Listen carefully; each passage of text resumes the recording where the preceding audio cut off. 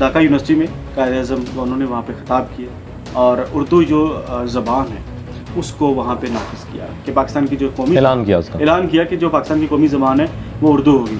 तो लिसानी बुनियादों पर ये सवाल खड़ा किया जाता है कि अगर कायद-ए-आज़म इस ज़बान को यहाँ पर कायम ना करते, इसका ऐलान ना करते, तो आज ढाका जो है पाकिस्तान से अलग ना होता। आप क्या कहते हैं? 14 अगस्त आज़ादी का दिन आ रहा है, कायद-ए-आज़म के हवाले से बातें होना शुरू हो जाती हैं, या कायद-ए-आज़म की बरसी के ऊपर होती हैं, या वफ़ात के ऊपर होती हैं, या 14 अगस्त के ऊपर होती हैं। अदरवाइज़ तो कोई हम पढ़ते पढ़ते हैं नहीं है, उसके मुताबिक गुफ्तगू करते नहीं, अपने अपने मसाइल लेके लोग ज़ुबान पे बड़े पढ़े लिखे लोग भी इतराज़ करते हैं कि कायद-ए-आज़म ने इस पे जनाब जो ढाका यूनिवर्सिटी में ख़िताब किया और चंद नौजवानों ने ढाका यूनिवर्सिटी में जनाब एहतजाज शुरू किया, उसके बाद वहाँ पे गोली चल गई, मर्डर हो गए, उन लड़कों को जिन्होंने एहतजाज किया जो मर गए उनको ढाका यूनिवर्सिटी में दफन कर दिया गया, उन पे हाज़िरियाँ शुरू हो गई।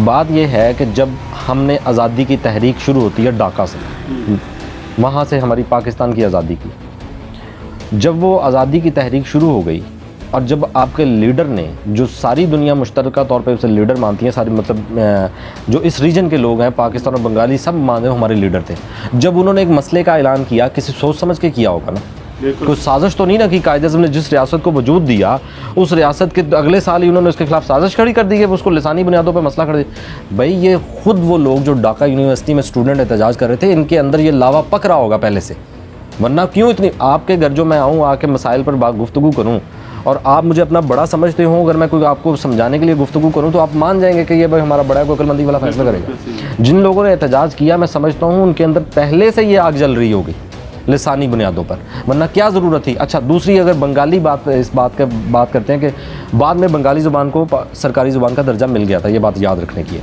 लेकिन सवाल करने वाला ये है कि कायद-ए-आज़म ने जिस वक्त उर्दू ज़ुबान की सरकारी ज़ुबान का ऐलान किया तो उस वक्त कौन सी ऐसी दूसरी ज़ुबान थी जिसको पाकिस्तान की कौमी ज़ुबान करार दिया जाता? ये मेरे तमाम सुनने वाले ज़रा इसके नीचे कमेंट्स में लिखें ना कि कौन सी ज़ुबान थी जिसको आप कौमी ज़ुबान का दर्जा देते। क्या आप बताएं ना मुझे। पंजाबी थी, बलोची थी, ये हमारी जो रीजन की ज़ुबानें हैं, सराइकी थी, सराइकी तो खैर इसी पंजाबी का हिस्सा है, सिंधी थी या पश्तो थी, कोई कौन सी ऐसी ज़ुबान थी जो इसको सरकारी क्या पंजाबी कबूल करते, बंगाली वो सिंधी कबूल करते हम?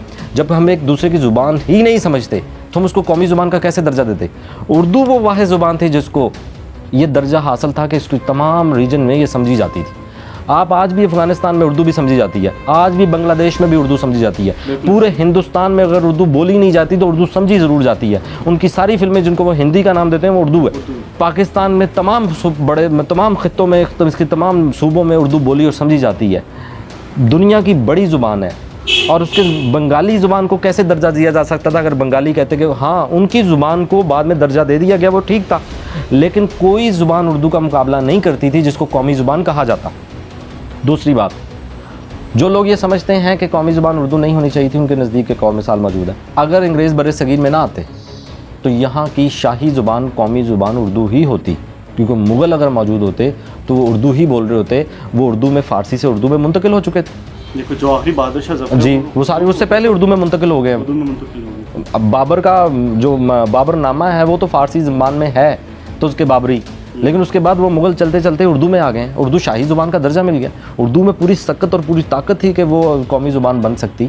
ये लिसानी गिरोह हैं जो अंदर से कुछ और हैं, ऊपर से कुछ और हैं। वो आग को जलाना चाहते हैं, वो अपने मसाइल खड़ा करना चाहते हैं, कायद-ए-आज़म की शख्सियत पर झूठे एतराज़ात करके अपने आप को मनवाना चाहते हैं। एक बंदा सारे बातें कर रहे हो ना कि कायद-ए-आज़म बहुत अच्छे हैं, कायद-ए-आज़म बहुत अच्छे, और एक आदमी खड़ा हो कहते कायद-ए-आज़म नहीं अच्छे, तो वो सब उसकी तरफ मुतवज्जो हो जाएंगे, भाई ये क्यों नहीं अच्छे। तो इस तरह के लोग अपनी बात को, अपनी स्क्रीन को नमूदार होने के लिए ऐसी गुफ्तगू कर लेते हैं जबकि गुंजाइश मौजूद नहीं होती।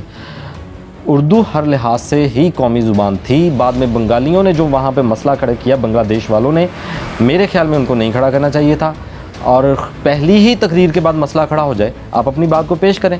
कायद-ए-आज़म कतन ऐसे लीडर नहीं थे जो गुफ्तगू नहीं मानते थे, वो एक उनके मुखालफिन मानते हैं कि वो एक समझदार सियासतदान थे। और बाद में ये फ़ैसला बंगाली ज़ुबान को सरकारी ज़ुबान का दर्जा मिल गया था। लेकिन इस वाक़े ने ये कहा जाता है कि इस वाक़े ने बुनियाद डाल दी वहाँ पे और ये हुआ है, तो इसका मतलब है कि बांग्लादेश में मौजूद कुछ लोगों के, वहाँ देखें सारे बंगालियों की बात नहीं हो रही, बांग्लादेश में ऐसे लोग कसरत के साथ मौजूद थे कि जब मगरबी पाकिस्तान की तरफ से ज़्यादतियाँ भी हुई तो इसके बावजूद भी वहाँ पे पाकिस्तान से मोहब्बत करने वाले लोग मौजूद थे और आज भी हैं, ऐसा नहीं है।